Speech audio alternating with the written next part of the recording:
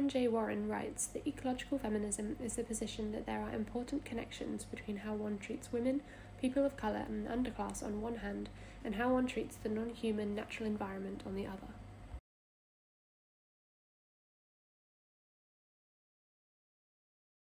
Throughout history, all around the world, women have been compared to nature, both seen as nurturing, life-giving forces. The idea of Mother Nature speaks to this, stemming from Greek mythology, the goddess Gaia being the personification of the earth. To further investigate this inherent link between women and nature, I have selected work from two contrasting creatives, Junji Ito, a Japanese artist and author, and Margaret Atwood, a Canadian feminist author, to show how this link crops up in artwork and literature around the world to this day.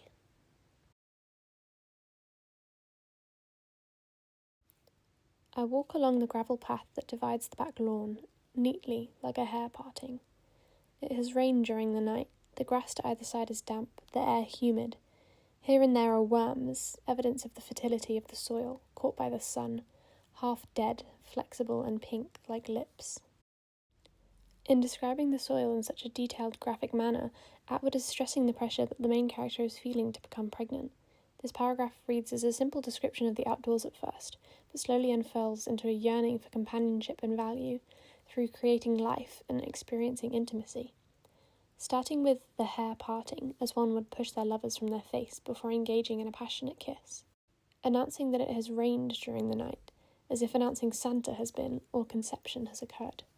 This causes a sweat, damp grass, and humidity. Atwood then cuts to the chase, focusing on the soil's apparent fertility before describing the worms as half dead, but still somehow flexible and pink.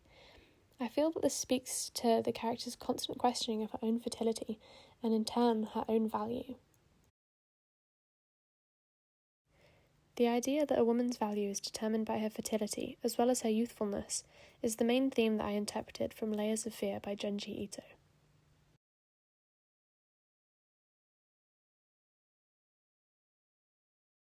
The manga begins with an archaeological dig set in 1996 where a professor and his student discover a strange formation in the soil surrounding a child's skull.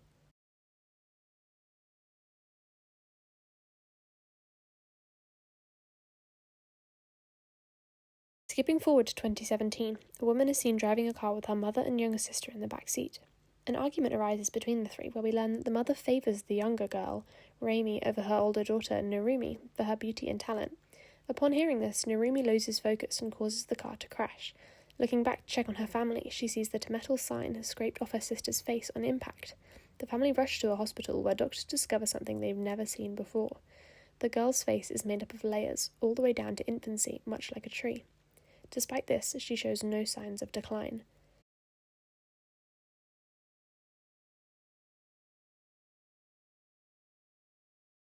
On leaving the hospital, so to avoid her daughter being prodded in a lab, the mother is consumed by the idea that Reimi's younger selves are still within her. If only she could peel back the layers.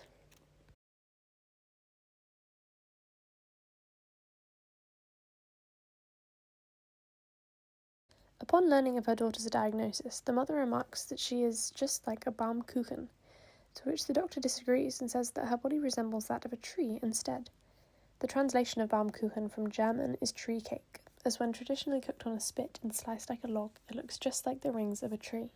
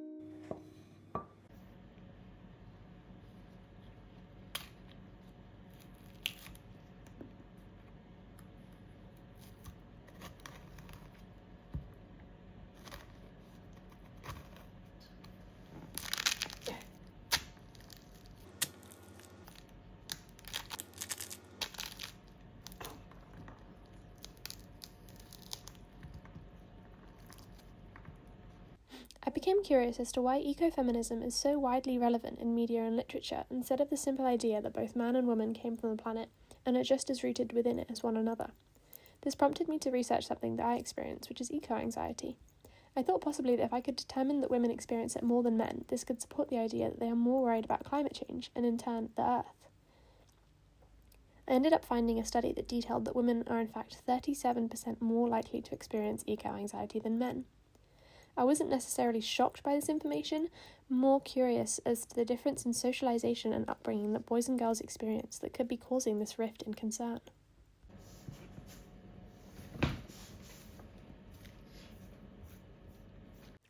To unpack this, I wanted to start from the beginning and investigate what physically makes up a man or a woman from conception.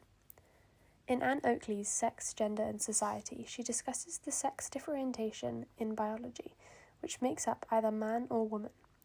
She explains that up to about 7 weeks of prenatal life, the appearances of the external genitalia is identical in both sexes. After these 7 weeks, the male ducts cease to develop in the female and the female ducts in the male. Of course, there are some exceptions. In some cases, the development of either the female or male ducts is disrupted during this critical step of the process. This can cause what is known as an intersex individual, where someone develops both sets of genitalia in many variations, or they're born with other intersex traits. Oakley refers to endocrinologist Seymour Levine for his claim that the basic form is female, and that the act of making it masculine involves adding to it hormonally. This discovery put to rest something that had been confusing scientists for years, the free martin. A free martin is always born as a twin of a masculine cow and develops through the gestation process. Essentially, one twin is influenced by the male hormones from the other as they are passed through the bloodstream through the placenta. This results in intersex calves being born. This development is one of the main arguments against the gender binary. How can we put these people or animals into either a male or female box when they lie somewhere between the two? Indigenous people have their own concept of gender, away from Western ideas. This includes an identity that could work to put intersex people into their own bubble, alongside non-binary individuals perhaps, known as two-spirit. In 1990, at the 3rd Annual Intertribal Native American First Nations Gay and Lesbian Conference, this term was coined. Two-spirit scholar and Mi'kmaq woman Margaret Robinson explains that to write about Indigenous gender, I have to start with land. A Mi'kmaq creation story suggests that we have sprung from the land like a plant, and that my continued existence and identities are rooted in my relationship with the land that birthed me. Looking to Indigenous views on gender, it's a marvel how we ended up so far from them in current Western society. Laws on transgender individuals are still being put in place to limit their expression as people, and women are still fighting for their basic human rights all around the world. On reflection, it really begs the question, what would politics look like in a society without enforced gender constructs? We are all products of the earth, and investigating a link between women and nature should be just as fruitful as explaining the link between wild animals and nature. It is simply the system that works to detach us from our roots deep within the soil.